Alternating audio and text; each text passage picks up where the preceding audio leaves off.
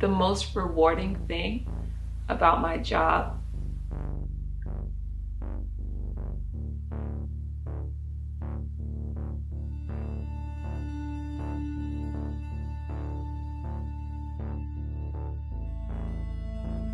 If you've ever been to the ER, you can just picture that times 10 to the third power. And that's exactly what your healthcare professionals are going through right now. Your shifts have become longer and longer because you have sicker patients and you have to stabilize each patient before you leave. Your 12-hour shifts can easily get into 13, 14 hours.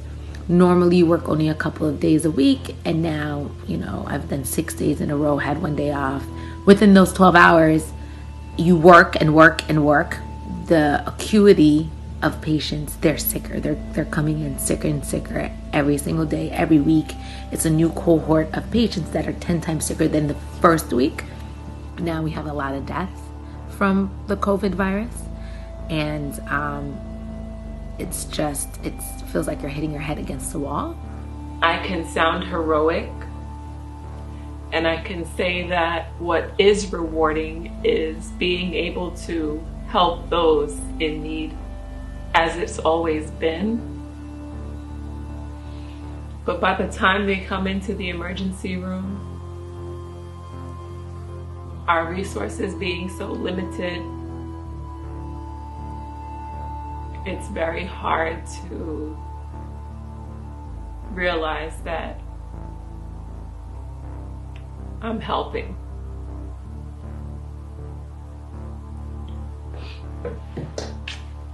Sorry.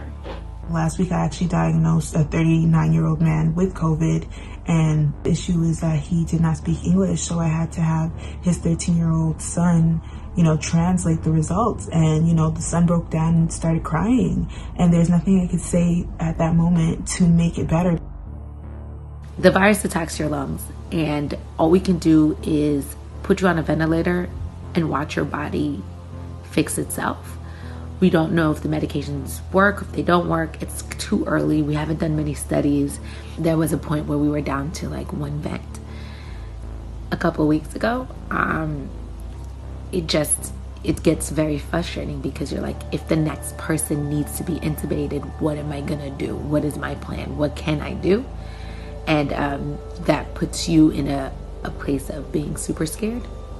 If I had to change my N95 mask after every patient encounter as we were once trained, then truly we would blow through those masks probably within 48 hours or less. Now, what we do is we reuse our mask, but then we protect it with a procedural or what we call a surgical mask.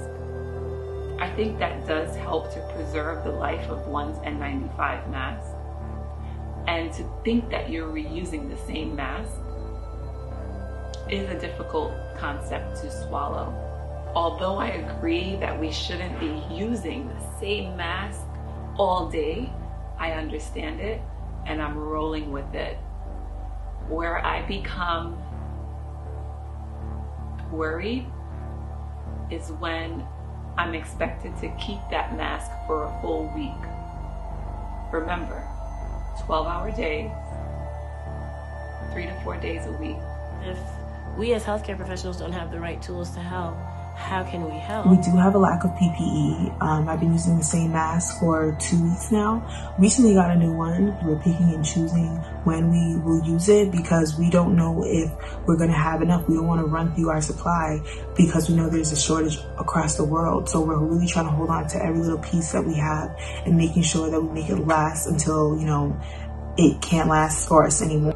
My coworkers have been getting sick, being diagnosed with COVID left and right. And I don't know if, the next few months this would be possible for me to, continue to do this without being sick myself. Call it a war, but they're not protecting the soldiers that are going to war. A lot of people don't know this right now, but administration and a lot of hospitals are cutting doctor pay. So here you are fighting a virus and they're telling you your paycheck is being cut by 20-30%. If not, it's being cut by half. They're not giving you the proper gear. and they're making you work more hours. A lot of times the rhetoric of a doctor is like they're very greedy. They're the reasons why healthcare itself is so expensive. We're in cohorts with pharmaceutical companies and we're just running up bills for you. We don't qualify for any stimulus package. We don't qualify. They don't want to give us hazard pay. They don't want to, guarantee that if something happens to your family or it happens to you, your family will be taken care of. I fear contracting and not doing well. But because I am grounded in faith, I do everything in my power to make sure that doesn't happen. I am the single mother of my 9-year-old son. I am currently quarantining myself from him. Here I go again. And my nightmare, the last hug that I gave him, would it be my last? But then I have to snap out of it. Greatest hope for this job is that people see doctors differently. If there is one thing positive that comes out of this, is seeing people's true, genuine sense of humanity. Restaurants bring us lunch and dinner.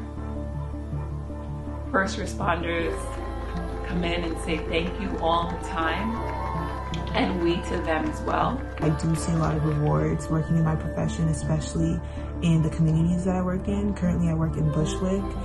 Previously I worked in Flatbush. So my patients are consistently of color. They develop trust in me and they see me as an equal. They don't see me as someone who doesn't understand them or who is, exhibiting racial bias. So with that, it truly makes me feel like I'm doing the right thing and I'm doing what I was called to do. While inside, figure out some things to do. Use the time to grow. I would encourage everyone right now going through this pandemic to really try to do one thing a day for their mental health. One thing a day that makes you feel good. This is a tough time right now. I think it's really important to stay uplifted. If you could go for a walk, if you could read a book, if you can, you have someone in your house to just hug. Just do one thing a day that can uplift you during this time. I think it's really important. Your best bet is to just stay home and not get the virus. Stop trying to find reasons to leave the house. Stay inside. Stay home, because it's really hard working in a clinic where you're seeing such a high patient load and, it just doesn't seem like it's ever going to end. At the end of the day, we are the front lines and we are doing our very best. And being here gives me great privilege, especially when we make it through. When we make it through.